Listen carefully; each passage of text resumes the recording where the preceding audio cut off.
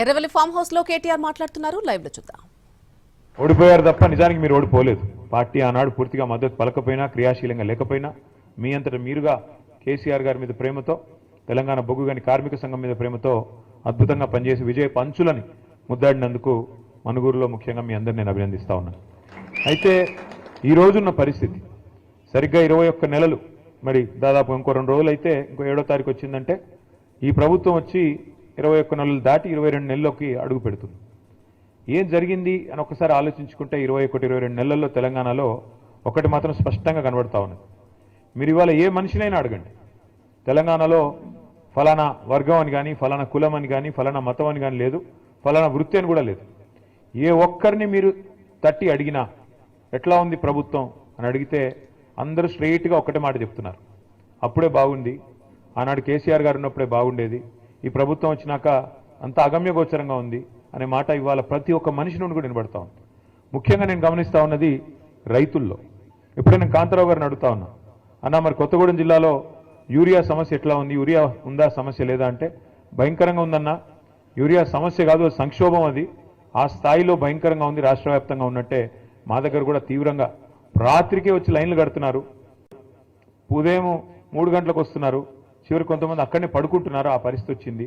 ఎన్నికలకు ముందేమో హామీల జాతర, ఎన్నికల తర్వాత ఏమో చెప్పుల జాతర అన్నట్టుగా ఇవాళ ఏ పిఎస్సిఎస్ కేంద్రం దగ్గర పోయినా, ఏ సొసైటీ కేంద్రం కాడికి పోయినా చెప్పులు వరుసలో భయంకరంగా కనబడతా ఉన్నాయి. కానీ ఒక్క మాటకు మాత్రం మనం ఒప్పుకోవాలని చెప్తున్నాడు ఇప్పుడే కాంతారావు గారు. ఏంది అదంటే, అన్నాడు రేవంత్ రెడ్డి గారు నిజాయితీగా ముందే చెప్పాడన్నా, ఆనాటి రోజులు తిరిగి తెస్తానన్నాడు, నిజంగానే తెచ్చాడు. ఆనాడు కాంగ్రెస్ పాలనలో ఏ రోజులైతే ఉండేదో ఆ రోజులు మళ్ళీ తెచ్చాడు. మళ్ళీ కరెంట్ సరిగ్గా రావట్లేదు, మళ్ళీ మోటార్లు కాలిపోతున్నాయి, మళ్ళీ ట్రాన్స్ఫార్మర్లు వెళ్ళిపోతూ ఉన్నాయి, మళ్ళీ రైతులు చెప్పుల జాతర పెట్టి పరిస్థితి వచ్చింది. వాస్తవంగా చెప్పాలంటే ఆయన నిజాయితీ గల మోసగాడన్నా రేవంత్ రెడ్డి గారు, నిజాయితీగా మోసం చేశాడు, చెప్పి మరీ చేశాడు. ప్రజలు ఆయన చెప్పాడు, ఎలక్షన్లకు ముందే చెప్పాడు, ఆయన కొత్తగా ఈరోజు చెప్తలేడు. రేవంత్ రెడ్డి గారు నిజాయితీగానే మోసం చేసిండు. ఆయన అన్నాడు, ప్రజలు మా చేతుల్లో మోసపోవాలనే కోరుకుంటారు. మీరు చూసే ఉంటారు ఆ వీడియో. మరి వాళ్ళు మోసం చేయాలంటే వాళ్ళకి మాట ఇవ్వాలి, మోసం చేయాలి, అదే మేము నేర్చుకున్నామని చెప్పాడు, చేశాడు. నిజానికి మనం ఆనాడు కొంత ఓవర్ కాన్ఫిడెంట్గా కూడా పోయాం. కేసీఆర్ గారు ఆయన ప్రభుత్వం చేసిన పని 10 ఏళ్ల పాటు బహుశా భారతదేశంలో 78 సంవత్సరాల్లో ఎక్కడా కూడా ఏ ప్రభుత్వం కూడా అంత తీవ్ర స్థాయిలో 10 ఏళ్లలో ఇంత అద్భుతమైన ఫలితాలు సాధించలేదు. మీకు 2 చెప్తాను నేను. ఒకటి, మన రాష్ట్రం రాకముందు గోదావరిలో, కృష్ణలో మన నీటికి సంబంధించి పెద్ద ఎత్తున పోరాటాలు జరిగినా ఎన్నడూ ప్రాజెక్టుల నిర్మాణం జరగలేదు. మన బీళ్ళకి గోదావరి నీళ్ళు రాలేదు, కృష్ణా నీళ్ళు రాలేదు. అదే కేసీఆర్ ప్రభుత్వం వచ్చిన తర్వాత ఏం జరిగిందో నాకంటే బాగా మీకే తెలుసు.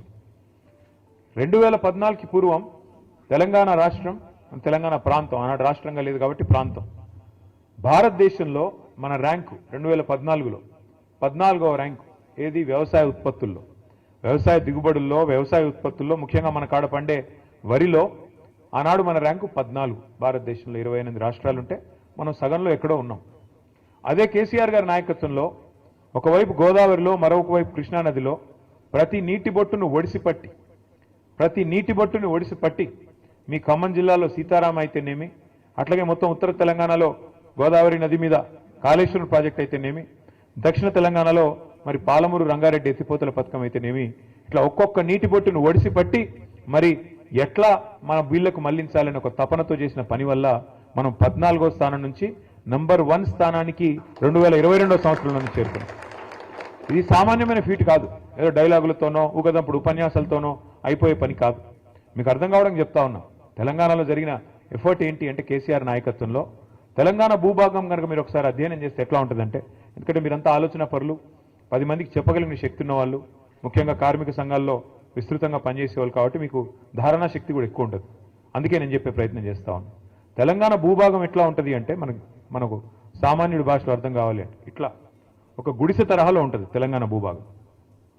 ఒక గుడిసెలాగా ఈ షేప్లో ఉంటుంది. ఒక వరుస నుంచి గోదావరి, ఒక వరుస నుంచి కృష్ణ, 2 పారుతూ ఉంటాయి. గోదావరి మనకు సముద్ర మట్టానికి దాదాపు ఒక దగ్గర 80, ఒక దగ్గర 90, ఒక దగ్గర 100, ఒక దగ్గర 120 ఆ స్థాయిలో, ఆ మీటర్లలో ప్రవహిస్తుంది. ఇంకోవైపు కృష్ణ కూడా 110, 120, 130, 140 ఆ స్థాయిలో ప్రవహిస్తుంది. ఇప్పుడు మనం ఎక్కడైతే కూర్చున్నామో గజ్వేల్, ఇది దాదాపు 600 మీటర్ల పైన ఉంటుంది. ఈ ప్లేస్ 600 మీటర్లు. పక్కనే మీరు వచ్చినప్పుడు కొండపోచమ్మ సాగర్ అనే రిజర్వాయర్ చూసింటారు. అది 618 మీటర్ల మీద ఉంటుంది ఆ రిజర్వాయర్. అట్లాగే హైదరాబాద్ మహానగరం 535 మీటర్ల మీద ఉంటుంది.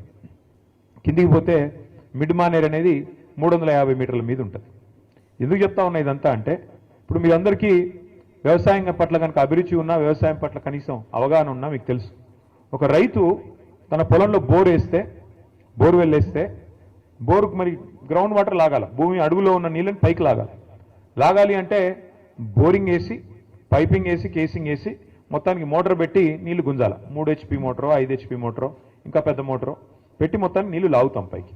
అట్లాగే కేసీఆర్ గారు చేసిన ప్రయత్నం ఏంటి అంటే, తెలంగాణలో గోదావరిలో సమృద్ధిగా నీళ్ళు ఎక్కడ దొరుకుతాయి అధ్యయనం చేసి, మేడిగడ్డ అనే ప్రాంతంలో కాళేశ్వరం దగ్గర అక్కడైతే 365 రోజులు నీళ్లు ఉంటాయి. తెలంగాణలో కరువు వచ్చినా ఇంకేం వచ్చినా అక్కడ మాత్రం నీళ్లు ఎప్పటికీ ఉంటాయనే ఆలోచనతో మేడిగడ్డ నుంచి అక్కడ 80 మీటర్లు గోదావరి ప్రవాహం, ఇక్కడ మనం కూర్చున్న కాడ 600 మీటర్లు, అక్కడి నుంచి నీళ్లు ఒడిసి పట్టి రోజుకి ఎన్ని నీళ్లు తెలుసా? మీరు హైదరాబాద్ చూసే ఉంటారు కదా అందరూ, ట్యాంక్ బండ్ చూసినారా? హుస్సేన్ సాగర్ ఉంది కదా, Hussain Sagar 1 TMC, Hussain Sagar capacity 1 TMC మొత్తం ఫుల్గా ఉంటాయి. ఈరోజు కేసీఆర్ గారు చేసిన కాళేశ్వరం ప్రాజెక్టు వల్ల జరిగింది ఏమంటే, మేడిగడ్డ దగ్గర 80 మీటర్ల స్థాయి నుంచి 618 మీటర్లు ఉన్న కొండపోచమ్మ కాడికి రోజుకు 2 హుస్సేన్ సాగర్లు, ఒకటి కాదు 2 TMCల నీళ్ళని తీసుకొచ్చే అద్భుతమైన ప్రాజెక్టు కాళేశ్వరం ప్రాజెక్టు. ఒక రైతు బావిలో మన పొలంలో బోర్వెల్ వేస్తే ఎట్లయితే నీళ్లు పైకి లాగుతామో మోటార్ పెట్టి, అట్లాగే మరి రోజుకు 2 హుస్సేన్ సాగర్లో బట్టి నీళ్లు పైకి తోడాలంటే ఒక బకెటేసి లాగలేం కదా. పెద్ద బాహుబలి మోటార్లు పెట్టి 140 మెగావాట్ల మోటార్ ఒక్కొక్కటి, అట్లాంటి 21 పంప్ హౌజ్లు, 19 సబ్స్టేషన్లు ఉన్నాయి కాళేశ్వరం సిస్టంలో. దానివల్ల అక్కడ గోదావరి 80 మీటర్ల నుంచి తీసుకొని ఒక్కొక్క స్టేజ్ ఎక్కిస్తూ మధ్యలో 300 మీటర్ల కాడికి మిడ్మానేర్ తెచ్చి అక్కడి నుంచి పైకి తెచ్చి అట్లా 15 రిజర్వాయర్లు, అట్లా 19 పంప్ హౌజ్లు, 21 సబ్స్టేషన్లు, 100 కిలోమీటర్ల గ్రావిటీ మన సొరంగ మార్గాలు, 1000 కిలోమీటర్ల గ్రావిటీ ఛానల్స్, ఇవన్నిటి సమాహారం కాళేశ్వరం. 3 బ్యారేజీలు, ఇవన్నిటి సమాహారం కాళేశ్వరం. అట్లాంటి ప్రాజెక్టు కాళేశ్వరం ప్రపంచంలోనే అతి పెద్ద లిఫ్ట్ ఇరిగేషన్ ప్రాజెక్ట్ ఎక్కడ, ప్రపంచంలో, భారతదేశంలో కాదు, ఎక్కడ ఉంది అంటే మన తెలంగాణలో ఉంది. దాని పేరు కాళేశ్వరం. ఇవాళ కేసీఆర్ గారు చేసిన బృహత్ ప్రయత్నం వల్ల, భగీరథ సంకల్పం వల్ల, మరి అప్పుడెప్పుడో శివుడు గంగను భూమి నుంచి దివికి దింపారంటారు, ఇది ఆకాశం నుంచి కిందికి తీసుకొచ్చారంటారు. కానీ కేసీఆర్ గారు చేసింది ఏం తెలుసా? కింది నుంచి మీదికి తీసుకొచ్చి ఇవాళ 80 మీటర్ల నుంచి 618 మీటర్లకు తెచ్చితే